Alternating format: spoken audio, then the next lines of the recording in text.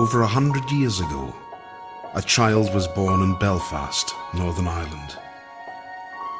He would grow up to be one of the most extraordinary writers of the 20th century. Generations of readers, both old and young, have thrilled to his stories and the worlds he imagined. His name was Clive Staples Lewis, and he became the man who created the magical world of Narnia.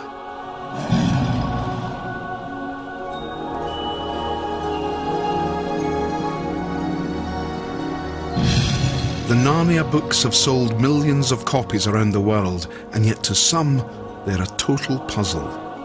They've been criticised as a hodgepodge, a mishmash, a random collection of odd characters and events with no rhyme, reason, or literary sense. So what was C.S. Lewis thinking? Was it just a case of bad writing, or is there something deeper underneath? Something hidden?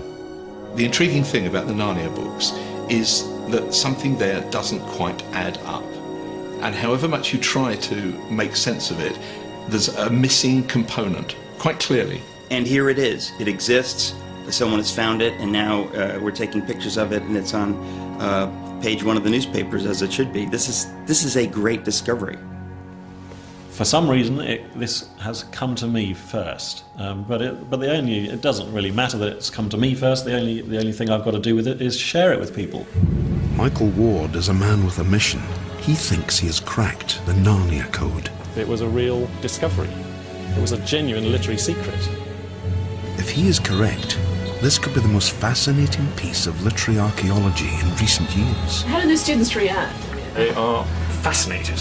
You can see their jaws dropping. There are audible gasps as they realise that there is more to Narnia than they ever dreamt of. That's fantastic. But could it really be true that a trusted writer such as C.S. Lewis would deliberately hide a crucial layer of meaning deep within his best-loved books? In this film, we intend to find out. I told my PhD supervisor about this discovery, and he said to me, in 20 years' time, you will still be known as the man who discovered the code to Narnia, and you will be sick of it. But I'm not sick of it yet.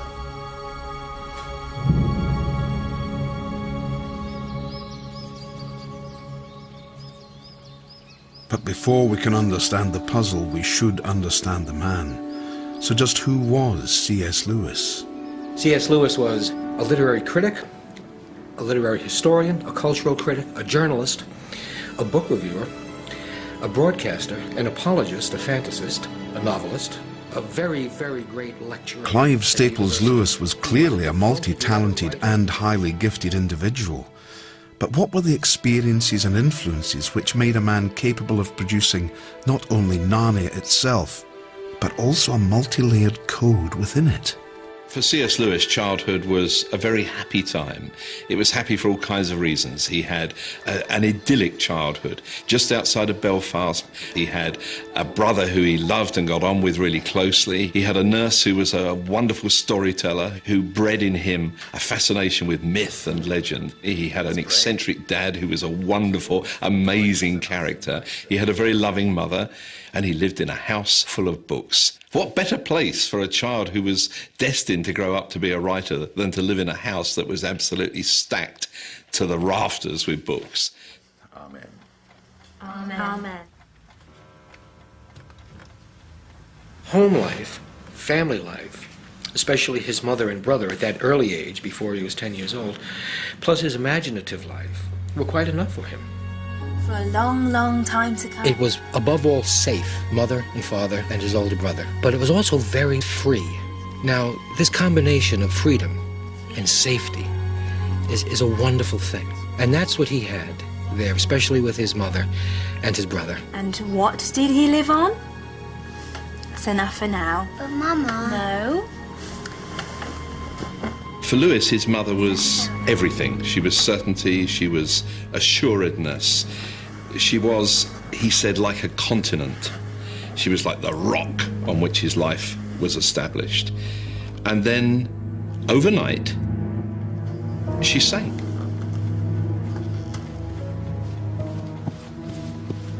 At the age of 9, Lewis was about to face the most defining moment of his young life.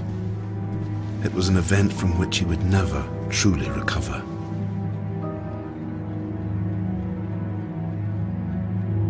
His mother died of cancer on the 23rd of August, 1908. Lewis's father was not cut out to be a single parent. He soon sent his young son away to follow his brother to a dreadful school in England.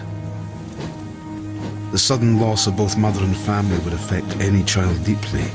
For C.S. Lewis, the effect was devastating. It was a terrible loss. Of course it's a terrible loss to lose your mother at an early age, and in Lewis's case it was compounded by the fact that he was sent away from home, and he withdrew ever more deeply, I think, into a private world, a self-protected world. His life became more and more compartmentalized, and he developed a habit of concealment, he said, with his father, and I think it bred in him a kind of secretiveness, an ability to keep secrets. After years of misery in formal education, Lewis was sent to a private tutor called W.T. Kirkpatrick, known to some as the Great Knock. Lewis, Kirkpatrick, known as Knock. Ah, good to meet you. If you think of C.S. Lewis arriving at the home of this man, a man who is wise in language, in literature, who takes this boy and says, you don't understand anything, I'm going to tell you everything that there is to know, and it's up to you whether you want to believe it or accept it, that's your choice. You know, C.S. Lewis called it red beef and strong beer that he got when he visited W.T. Kirkpatrick, and at the end of his first week there was writing home to say that this was going to be the most amazing time of all his life, and it was. Socrates makes an error of logic when he concludes that if you mistake your enemy for your friend, it is right to help your enemy. But that doesn't invalidate his main point. Prove it. Lewis began to lap this up because Knock, the great Knock, was a relentless dialectician.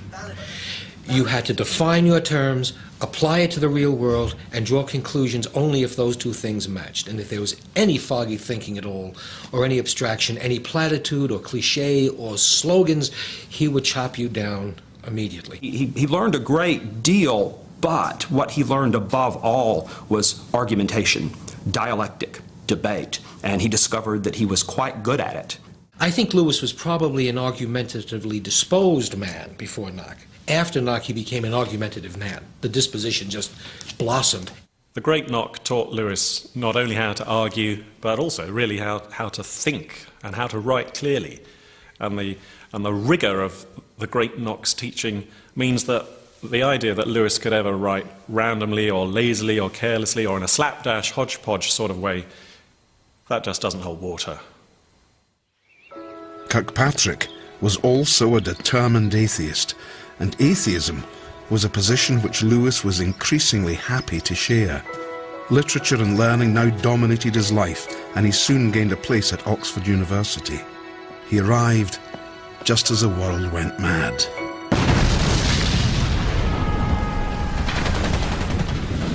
The front was the nightmare that everyone says, and Lewis was cast into the middle of it. He was a frontline soldier.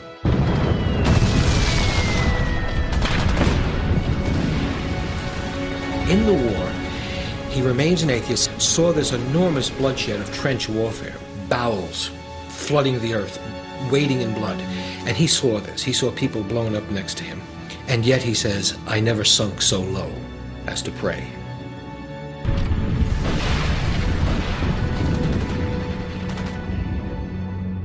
Lewis was an atheist at this time, and he found that the world as he saw it was pretty meaningless.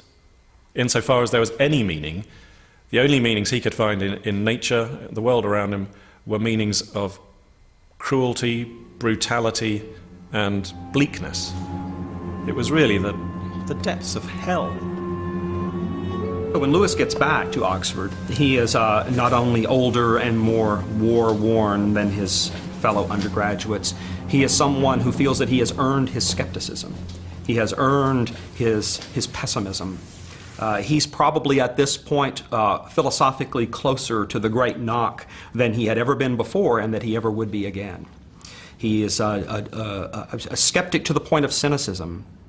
And undergraduates' excitement about the possibilities of life strike him as a kind of cheap romanticism because they haven't been through what he's been through. Nevertheless, what sets him apart from many others who are equally skeptical philosophically is his immense love of learning and his delight in learning. And that led to his being extraordinarily successful. He gets a double first, focusing on philosophy. Philosophy is his prime area. And what he finds out at that point is that he doesn't have a philosophy. And this proves to be somewhat difficult for him. He discovers that he doesn't know how to respond to student papers because he doesn't have a clear philosophical position from which to judge their work. So he starts thinking about metaphysical questions. He starts thinking about religion. He wonders whether there could be some sort of being responsible for the world. And his hardcore atheism begins to soften. Lewis's lack of belief was about to come under attack from a new group of friends and Christian thinkers. Among them was a young J.R.R. Tolkien. It was his friendship with Tolkien that did more than anything else to push him over the edge from first unbelief, then to this kind of vague, almost pantheistic idealism, and then ultimately to belief in a supernatural God. It was a long walk that he had with Tolkien and another friend along the river next to Magdalen College that led to his coming to affirm that there is a personal God who made this world and who sustains it. Yes, but it's still a myth. Lewis's path to faith was one he most certainly did not want to take. But finally, it was his intellectual honesty which made him face up to the God he so sincerely wished was not there. In the end, he reluctantly gave in and surrendered to the Christian God, becoming, as he later said, perhaps the most reluctant convert in the whole of England. But that moment changed his life forever and set him on a journey of faith that would lead him to Narnia and beyond. I think that he was filled with a sense of gratitude for being forgiven. And that sense of gratitude was a very, very powerful impulse in him, I think, for the rest of his life. His conversion was really the hinge about which his whole life turned. He changed. He became a Christian and a person very keen to share his Christian faith with other people. So as the years pass and he becomes a writer and the books pour forth from his pen, he's constantly trying to defend and explain and immerse people in what it feels like to live within a Christian universe. And he becomes steadily more famous for doing so. Lewis's books ranged from Christian apologetics to science fiction. He was also a highly respected author on medieval literature. As the years passed, Lewis took to meeting with like-minded writers to discuss their work. They called themselves the Inklings. He's a man who is assured, set in his ways already. He's a man who has academic standing. He's written academic books. He's respected by his peers, certainly respected and admired by his students. And he has a strong Christian faith. Right, who's first out of the stocks? Not for me. Barfield, how about you? Oh, not today if you don't mind. Oh, not today. Anybody got any? Tolkien, how about you? Well, I have actually been working on my manuscript. Oh, what a surprise! Two interesting new characters coming through. Oh, no, Chollas, not another bloody elf. You can cover your ears if you want. I may do just that. Dark is the morning that awaits us, said Aragorn. Many great books came out of these simple weekly gatherings, but more and more it was C.S. Lewis who rose to the attention of the public. Already a well-known medievalist and author, he was soon asked by the BBC to give a series of wartime broadcasts on the Christian faith. These were a huge success, and soon Lewis was in danger of being swamped by fame and endless correspondence. Go on, Jack. But there was still one more talent to emerge. He became an unbeatable defender of the faith in public debates. He had all of the skills that a great debater needed, and he had them in abundance, and he knew that. And so when a little group called the Socratic Club began in Oxford for the specific purpose of debating Christianity in a group which was supposed to include both believers and non-believers, Lewis became the central figure. He was not the president of the club formally, but he was the prime mover behind it. Lewis was in the habit of inviting along guest atheists to a debating club he ran in Oxford, and he would trounce them to the delight of all onlookers. But he made the mistake of inviting Elizabeth Anscombe, who was not only a Christian herself, but a very, very serious philosopher who'd been reading 20th century philosophers like Wittgenstein, who Lewis had been too much in the Middle Ages to have really thought about. And instead of him trouncing her, she trounced him and made him rethink very seriously his sense that he had a watertight argument in favour of the insufficiency of this world and the necessity of others. So we don't know for sure exactly how hard this was on him. I'm inclined to think not so hard in itself, but it came at a time when his belief in his own powers of argument and his energy were at a low ebb. And I think that as part of a much larger picture in which he was being worn down to the nub, it does have some significance, and it does help to explain his turn to writing children's books. My understanding is that Lewis then turned to the imaginative creation of other worlds as a kind of potent demonstration of his viewpoint. He abandoned argument for creation, for the concrete demonstration of something. Others were not so generous. When word got round that the almighty Lewis had been beaten in open debate, many thought his famous faith must now be in retreat, a view supported by the news that Lewis's next book was going to be a fairy tale. One thing I think it's really worth emphasising is that Lewis didn't retreat as a result of the debate with Anscombe. On the contrary, he advanced into story and was able, in his stories, to communicate the idea of a meaning-drenched universe present at every level of the story, which was why it was so exciting making this discovery and finally finding the key which unlocked the creative intentions behind these beautifully worked novels. When The Lion, the Witch and the Wardrobe was first published, it was dismissed by many as childish and superficial. Some critics were very close to home. No, Jack, it really won't do. What? Santa Claus and a talking lion in the same book? He thought the book, The Lion, the Witch and the Wardrobe, was absolutely dreadful. It violated all of Tolkien's principles. It was vitally important to Tolkien that a fantasy world be very clearly and absolutely distinct from our world. And he considered Lewis to be essentially playing with his toys. Well, first of all, you have to understand that Tolkien is a jerk. Just kidding. He was biased. He was a wonderful man. They were wonderful friends, and yet they were so different. He didn't really have the capacity to enjoy what Lewis was doing. And he wasn't interested in it. It wasn't what made him tick. And it's very funny to think that these two super geniuses who were friends, who shared this Christian faith, Tolkien figured in Lewis's conversion, to think that of all the people on the planet, Tolkien wasn't able to appreciate what Lewis was doing is in itself extremely entertaining and fascinating. There's some aspects of the Narnia books that, the writing is, it's serviceable, but it's not excellent, right? In other ways, they're extraordinary. And that's why millions of people have read these books and have been moved by them and laughed and passed them on to their children. The intriguing thing about the Narnia books is that something there doesn't quite add up. And however much you try to make sense of it, there's a missing component, quite clearly. The remarkable thing about these books, we take it for granted, is their survival, their continued popularity, the fact that they're never out of print. There's barrow loads of other books written, with vaguely magical themes around the same time, which we've never heard of, and, which lasted a year or two.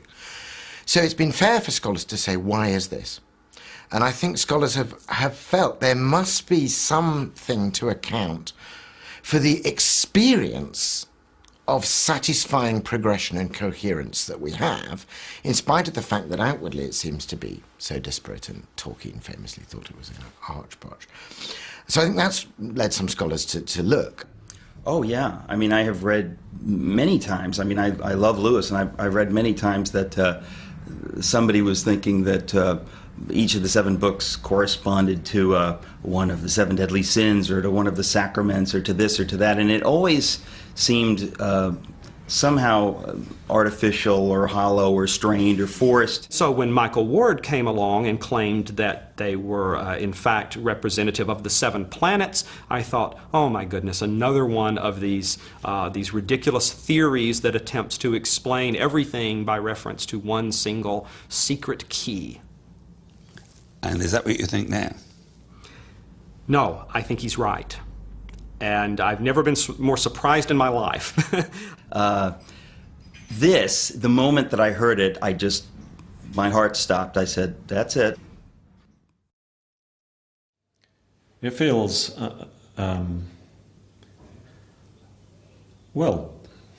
it feels amazing to have been the one to have discovered this thing. And as I say, I wasn't looking for it. It just fell into my lap one night. And it's really a great privilege to have discovered it first. If Michael Ward is correct, his discovery could revolutionize our view of Lewis as a writer. But more than that, it could even challenge our view of God, man, and the universe. At the time of his discovery, however, he was just an ordinary Cambridge student studying for a PhD on C.S. Lewis, when one night, something happened. This is my room at Ridley Hall, Theological College in Cambridge, where I had my eureka moment back in February 2003. Well, I was lying in bed one night reading Lewis's long poem about the planets, and when I got to the lines about Jupiter, one of the things I read was that Jupiter brings about winter past and guilt forgiven. Just that phrase leapt off the page at me, and I thought, that's as good a 5-word summary of The Lion, the Witch and the Wardrobe as you might ask to meet. Winter past and guilt forgiven.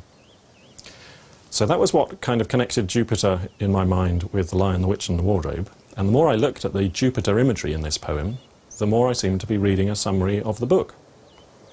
And then I thought to myself, there are another 6 planets and another 6 Narnia Chronicles, perhaps they all match up.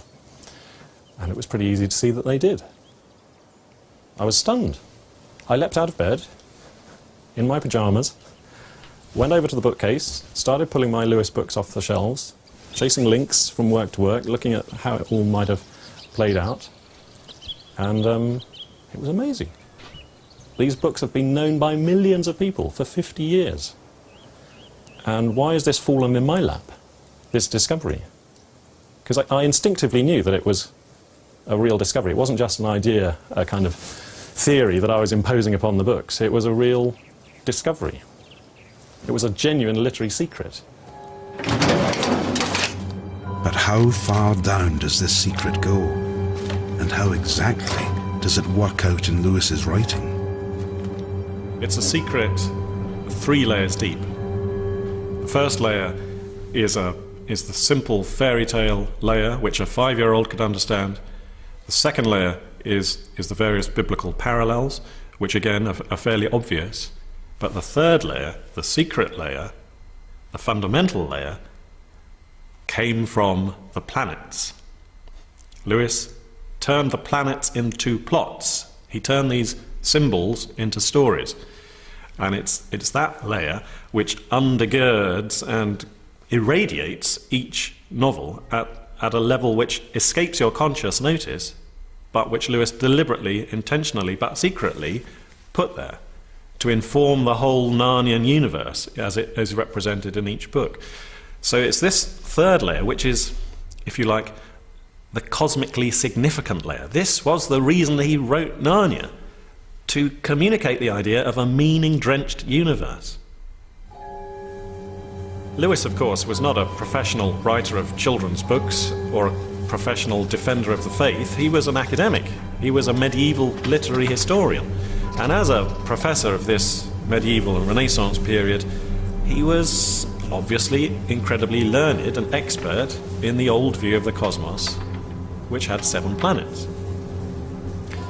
And he loved these planets. He describes them as spiritual symbols of permanent value, which are especially worthwhile in our own generation. As his research continued, Michael Ward was amazed at the deep and detailed way each planet fitted each Narnia book. He was convinced. The time had come to go public. A book must be written, and to help prepare the manuscript, Michael Ward came here to Wheaton College, Illinois. It may seem strange to find a perfect Cotswold cottage in the suburbs of modern-day Chicago, but this is America, and Americans adore C.S. Lewis. The Wade Center here on the Wheaton campus also happens to be an excellent resource for anyone writing a book on Lewis, and they've thought of just about everything. This is the Wade Center at Wheaton College, which is a purpose-built study center and archive. It's got a number of pieces of furniture from Lewis's home in Oxford, the Kilns, including this wardrobe, one of many Lewis family wardrobes, and a sign saying, "Enter at your own risk." So I'm not going to do that.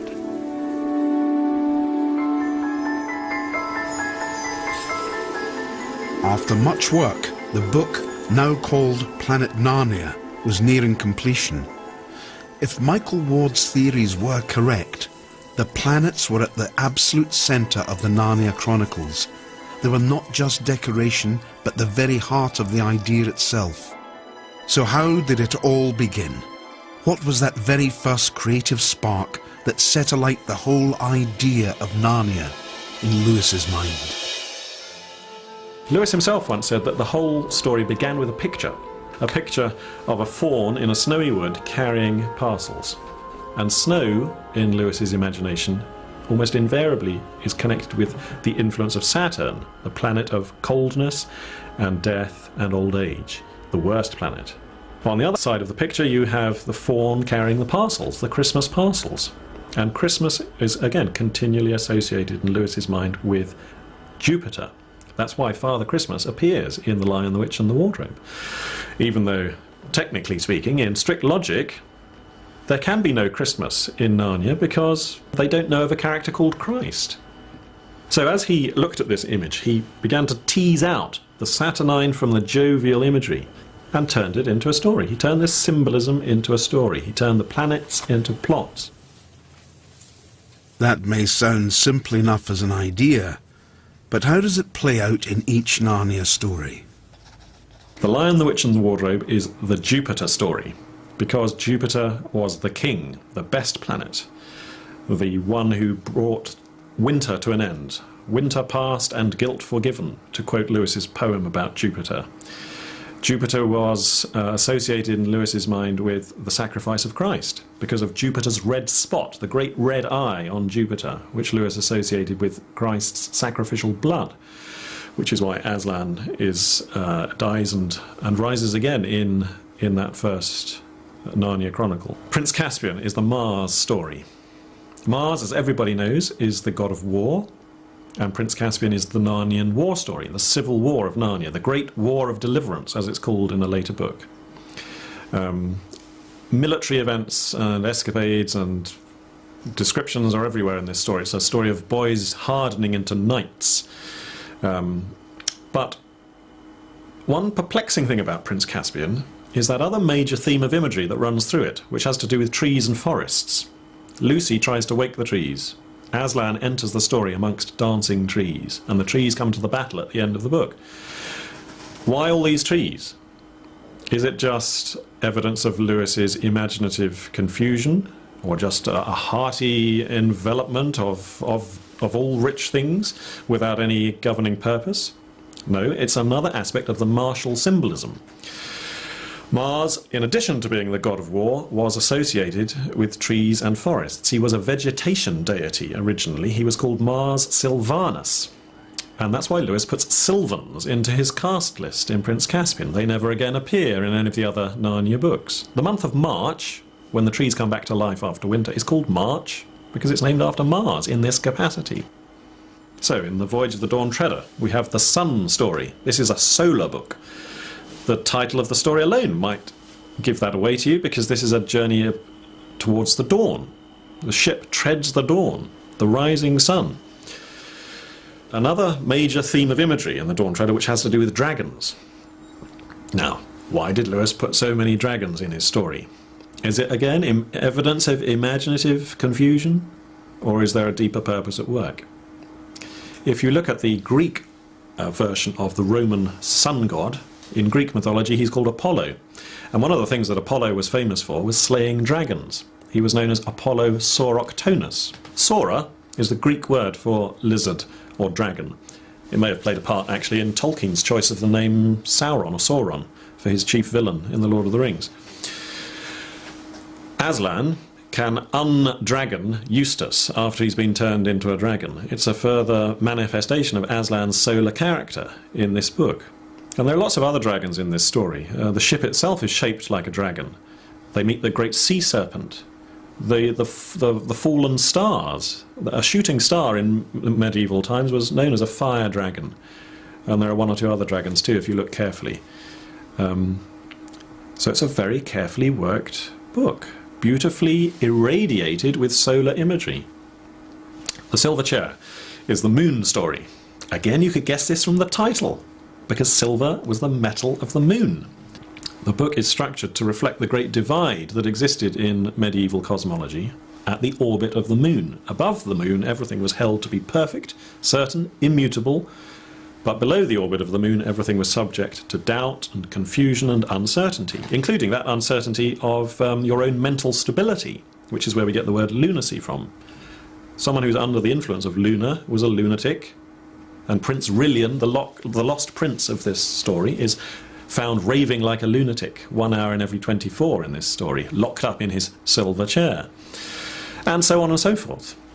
It's a beautifully worked, incredibly subtle, carefully, artistically worked scheme, which is exactly what we should expect of Lewis, who loved intricacy. He said, intricacy is a mark of the medieval mind.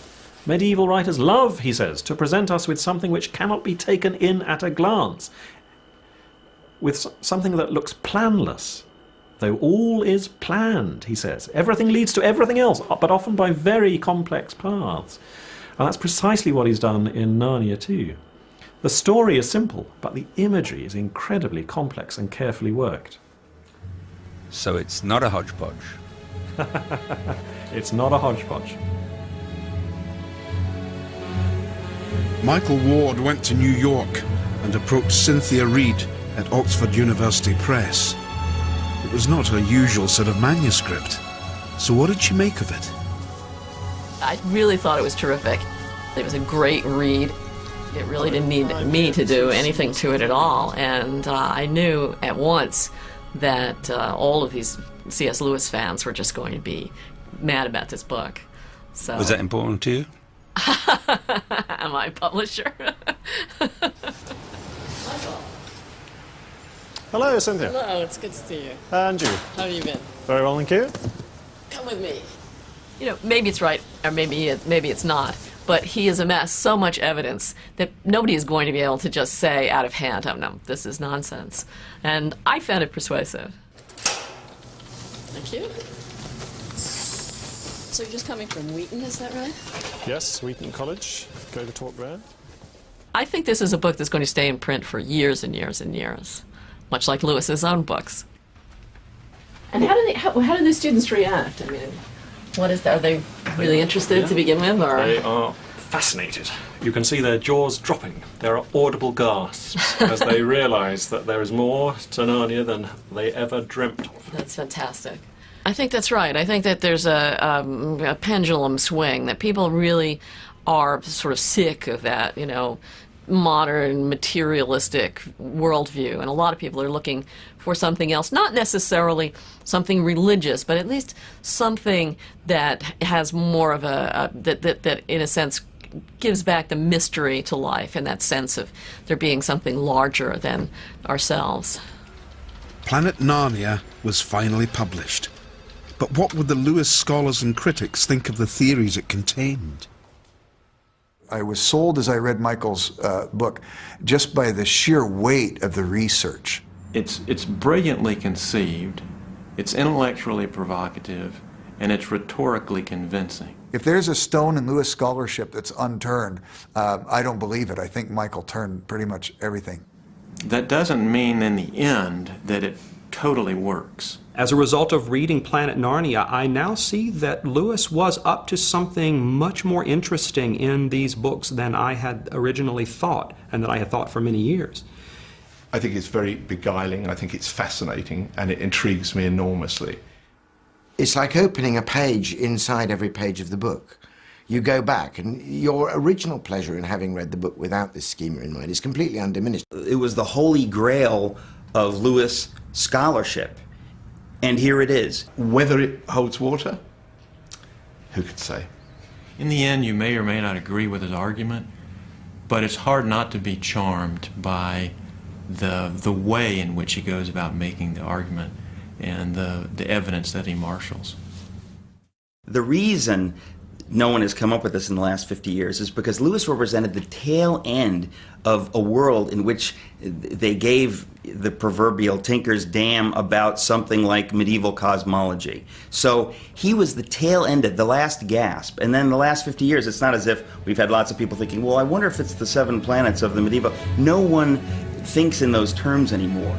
Maybe not, but they certainly once did. The ancients on every continent knew the planets and the stars intimately, and for at least one very good reason. Before electricity, what did you do in the evening? The only thing really to occupy your attention outside your very dark house would be the moving lights in the sky. And so it was known to everybody that there were just 7 moving bodies in the sky: the Sun, the Moon, Mars, Mercury, Venus, Jupiter and Saturn. And all the other stars moved in their constellations, fixed in their constellations. A planet is a wandering star. Planetai in Greek means a wanderer. These days, because of light pollution in cities and towns, we cannot even see the stars. It's not that we're ignorant of them, we're blinded to them. In actual fact, we all know the planets better than we think. We are surrounded by them, even on a daily basis. People are surprised to learn that Saturday is named after Saturn, that Sunday is named after the Sun, Monday after the Moon, and the other 4 days of the week after the other 4 planets in this old 7-fold system of the planets, except in those 4 days, Tuesday, Wednesday, Thursday, Friday, we use the Norse names for the planetary gods rather than the Roman ones.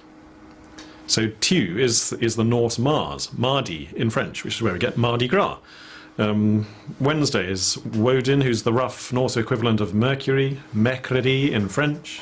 Thursday, Thor in Norse mythology is the Norse equivalent of Jupiter or Jove. Jeudi in French, and Friday, Freya or Frigg was the Norse goddess equivalent to Venus, Vendredi in French. This is all very well, but was C.S. Lewis ever really that interested in the planets? The evidence is everywhere in his life and works. From the age of 5 or 6, he clearly had an interest in the planets. There's a short story that he began at that age called To Mars and Back. The very first poem that he ever published in his school magazine when he was about 12 or so was another poem about Jupiter and Saturn. He loved having conversations with his Uncle Gussie about astronomy, he said. And at that early age, he later said that the planets exercised upon him a peculiar and heady attraction. So if, as a child, Lewis was fascinated with the planets, wouldn't he grow out of it as a young man? Surely the Great War would have knocked any such romantic nonsense out of him for good. Still today, in what remains of the trenches from the Great War, there's this terrible sense of loss and emptiness. Lewis looked around the battlefield and saw a wasteland of corpses. He saw close friends die, and he himself was severely wounded. And he used the planets to symbolize this experience. He saw the war in terms of Saturn, the bringer of death and disaster. And after the end of the war, he said, "Of Saturn we know more than enough, but who does not need to be reminded of Jove?" When Lewis returned to Oxford after the war, his fascination with the planet steadily grew. By the time he became a Christian, the night sky and the heavens meant more to him than they'd ever done before. Now they were part of a meaningful creation, with mystery, purpose and reason. This is the Kilns, Lewis's house, where he lived for nearly half his life. And he used this room as a study for much of that time, and it was probably in this very room that he actually wrote the Narnia Chronicles. He was a keen amateur astronomer too. He had a telescope on the balcony of his bedroom upstairs, and often talks about enjoying the sights of the planets in the night sky when he's writing to friends. He talks about Jupiter blazing brilliantly at Venus, once with the moon right between them at Christmas time. He thought that was a perfect conjunction of the planets for Christmas time. Majesty and love, with virginity linking the two of them. He loved a trip to the local observatory. He was a keen amateur astronomer.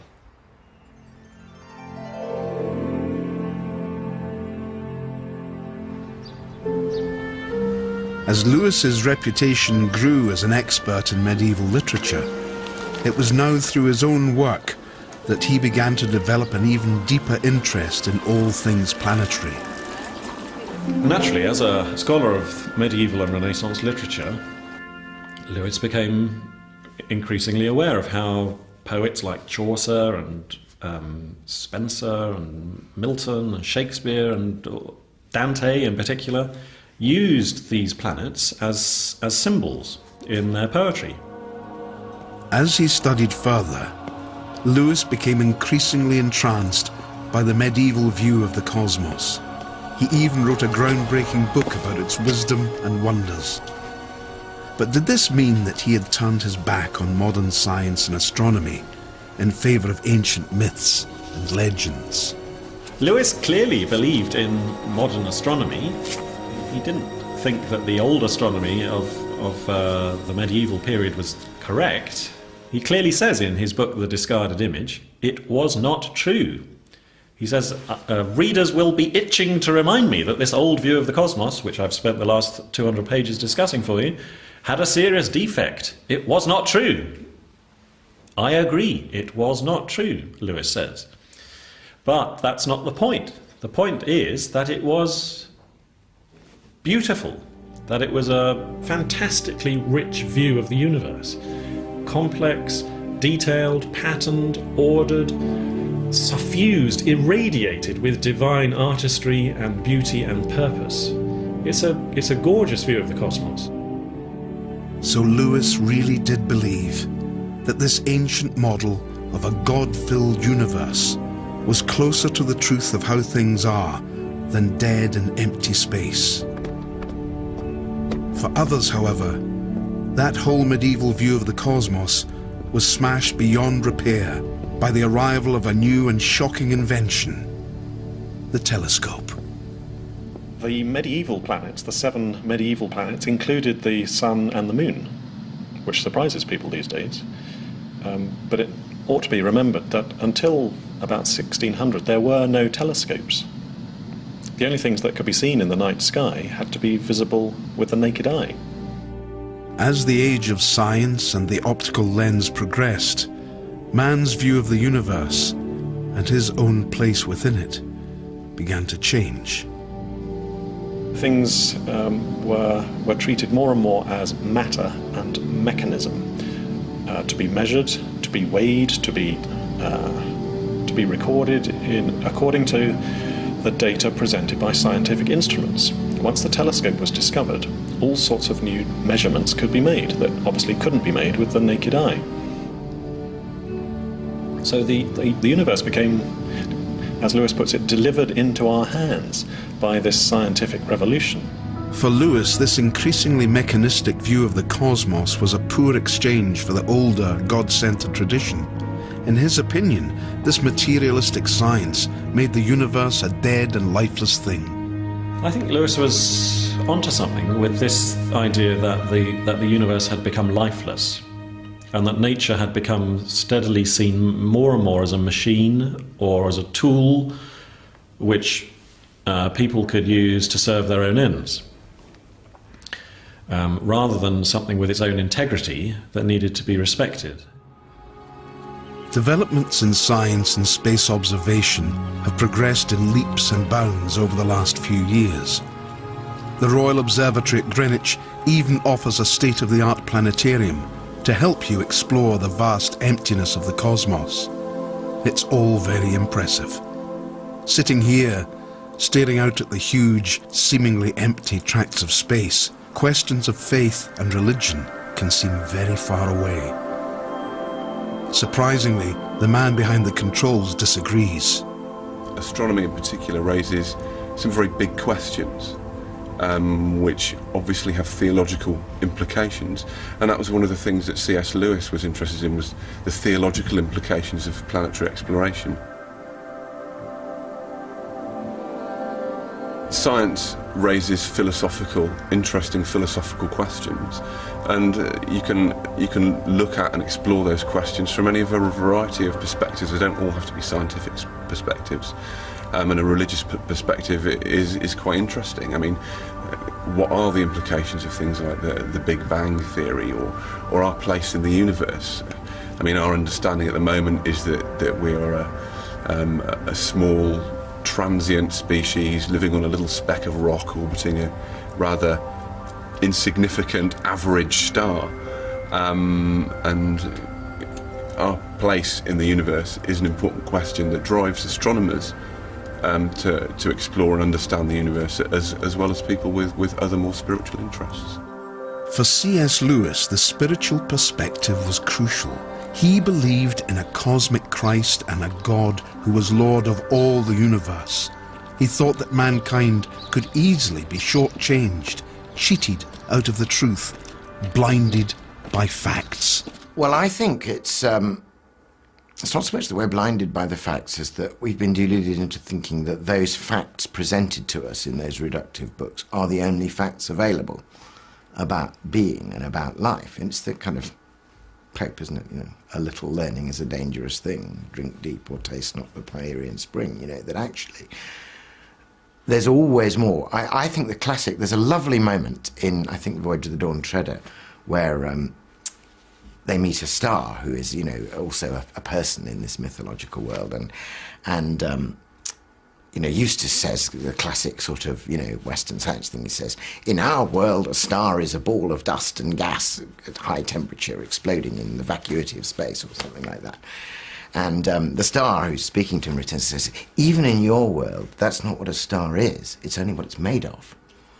You know, and just that, to give children's imagination to realise that to discover what something is made of is not the same thing as knowing what it really is. If a child were even just to apply that to themselves, and to say, even if in my science lesson I've been told that I am, you know, the unwinding of the following code on the genome, and I am, you know, this many chemicals, and I am all these things, that they might have the insight of saying, that's what I'm made of. There's this irreducible mystery of my I amness. There are a lot of people today who would say that there's no such thing as meaning, really. That we live in a universe, there are atoms, there are elements, food is made of nutrients, but there's nothing deeper, there's nothing more sacramental. We are just here, and we have to make the best of it. And Lewis is one of those thinkers who would say, no, it's just the opposite. Not only is there meaning in the world, but everything is meaningful. The modernist worldview starts with the presupposition that the prime thing is inanimate, cold matter just bouncing around with no values, and then comes up with the problem of how, by some weird series of coincidences, this accidental little bit of delusory personhood happened to pop up inside our skulls. That's the way around it goes. So for the modernist worldview, we're always the slightly weird exception to everything else and the problem.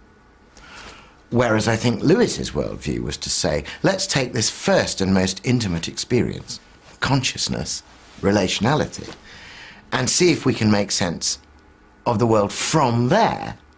if there is a God who created the universe, then it's not random, that somehow there's a beauty, there's a poetry everywhere, and we'll probably spend eternity discovering it.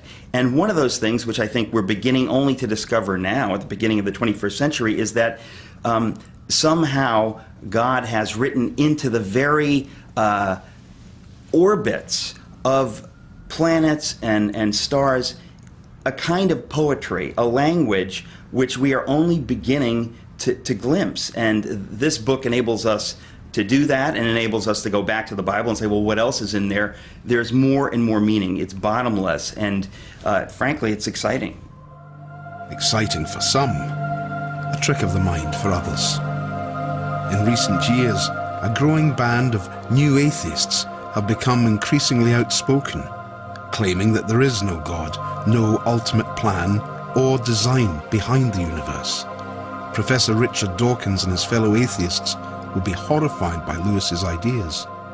My claim is not that atheists are stupid, but that theism explains more than atheism can. The belief that there is an agent, a creator who is an agent behind the order and fruitfulness of the world seems to me much more explanatory than treating the matter itself as just brute fact. Sir John Polkinghorne has been a physicist for over 50 years and an Anglican priest for over 25. He is recognised as one of Britain's top scientists. Dr. Owen Gingrich is an internationally renowned cosmologist. In his opinion, does science lead mankind away from God? I don't think that science leads you to atheism. Science could just as well lead you to God. You can see wonderful contrasts. Dawkins, from a very religious background, has evolved into an atheist, and he thinks anybody looking at science should do precisely that. You can look at Francis Collins, who headed the U.S. Genome Project, who started out as an atheist and then thought he should, as a scientist, look at the evidence, and became a very staunch Christian. Moreover, when scientists probe the structure of the world at its deepest levels, they find that it's wonderfully, beautifully ordered. It's a world, if you like, shot through with signs of mind, and it's natural to ask whether that might be a divine, capital M mind, behind that marvelous order. There are very interesting unanswered questions. Science makes its great progress by very carefully choosing questions that will have answers. Why is there something rather than nothing? Why is the universe comprehensible? These are all metaphysical questions, literally meta, beyond physics, beyond physics. And I think those are important questions and worthy of philosophical reflection. But they're just not the kind of questions that science is capable of answering. So we have to keep in mind that science is very good at doing its own thing, but that's not the totality of human thought or human appreciation. Science is enormously successful in answering the questions that it chooses to address, how things happen. But there are lots of other things happening in the world, and lots of other ways of looking at things. Is there meaning, is there value, is there purpose going on? And science just brackets that out, doesn't pretend to answer those questions. So, the kettle's boiling, the scientific answer is because the gas is burning and it heats the water. But there's also a possible answer, the kettle's boiling because I want to make a cup of tea, and would you like to have one? And we know that we can ask and answer both those questions, the how and the why, if you like, about the same thing. But science only answers one of them. C.S. Lewis would certainly have agreed with all this. But just how did he balance the tension between the Christian faith and scientific fact? Lewis once said that if you have religion, it must be cosmic. He wasn't interested in a little tribal deity or a little localized geographical religious practice.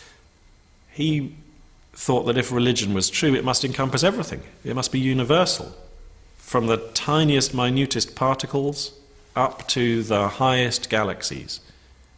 And his favorite psalm was Psalm 19. The heavens are telling the glory of God. The firmament proclaims his handiwork. Lewis took that as a beautiful expression of the meaningfulness of the universe. if there is a destiny for human beings and for the universe itself beyond its death, then it will have to be a transformed destiny. The new creation will have to take the place of the old creation. I think it will do so by God transforming the old creation into the new creation.